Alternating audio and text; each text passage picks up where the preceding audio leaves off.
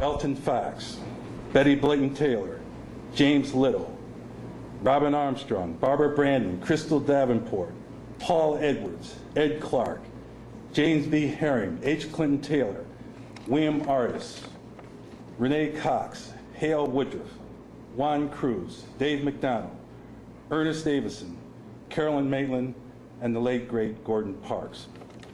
I'm pleased to say many of these artists are Syracuse University alumni.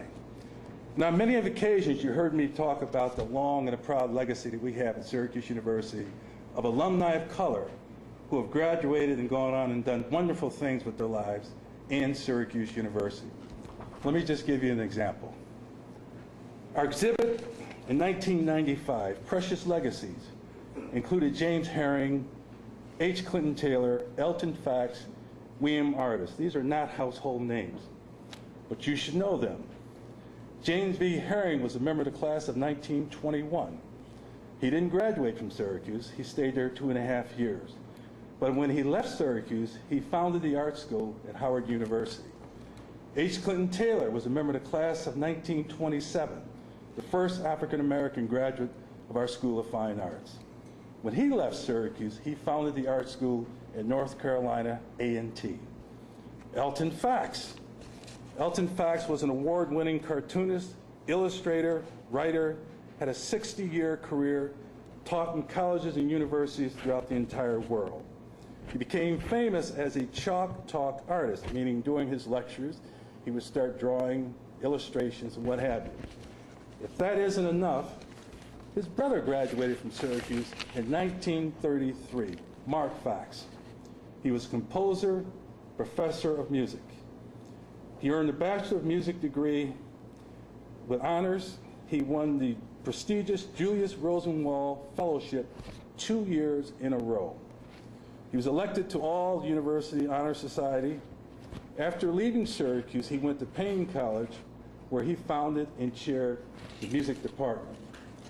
Later on, he taught at Howard University. He became the director of their School of Music. He became acting dean of the Howard School of Fine Arts. He also composed works for chorus, symphony, voice, piano, and organ. In addition, he wrote 4 full-length operas, the last of which, Till Victory Is Won, was mounted at the Kennedy Center in Washington, D.C. This is part of the Syracuse history that I brag about and talk about on many occasions, and I thought I'd share that with you. And really, Herb Williams, the late Herb Williams, deserves a tremendous amount of credit for sharing that with all of us. We're thrilled the Chancellor is with us this evening.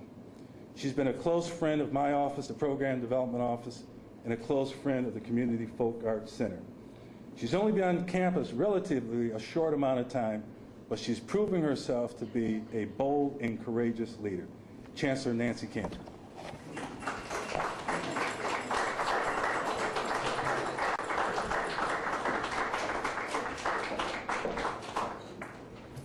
Thank you, Larry. Well, I'm just so thrilled to be here, and really importantly, for us to mark what an extraordinary resource the Community Folk Arts Center is. And I know that Kelly is here, and where's Carol? She is over there. And many people who are part of Community Folk Arts Center are here. And, you know, there's nothing more central to making the connections between Syracuse University, quote, on the Hill, and a community with extraordinary richness in the arts than the Community Folk Arts Center.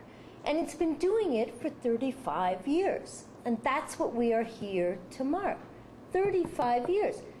You know, I tell people that Scholarship in Action grew out of Syracuse University, of its history. Well, Community Folk Arts Center is an example. Ms. Sherry Mugo, who's the wonderful chair of our African American Studies program, will tell you that this is central. This unit, the gallery, what happens, the classes, and of course I love it because there's dance there, and if you want to come anytime, you can see the most amazing dance classes, ceramics. Any given moment, any day you go to CFAC, you see Scholarship in Action. And it really comes out of the traditions of the place, but it's in the world right now. And it is making such a difference. Moreover, the level of excellence in that gallery is extraordinary. Faith Ringgold was just here last week before. Amazing. Kelly Willits is one of the most talented curators that we have, really, nationally, and I hope you all get to know her. And it is, and what Carol and Kelly and others are doing is just extraordinary. Not only is Community Folk Arts Center in its new wonderful space on East Genesee, and I hope you all, as Larry said, do go there, but it's also on the south side of Syracuse, in the Beecham Library, and Linda Littlejohn's hiding back there, but if she conspires well, it will be in new arts facilities in the south side of Syracuse. Just very dynamic, very important. But it needs your support. So 35, you knew I wouldn't be here if I wasn't going to say that, right? 35 years is a really important tradition. It was very courageous of the people that Larry talked about to form Community Folk Arts Center. Now the courage has to be up to us to make sure that this goes forward in all the vibrancy that it represents.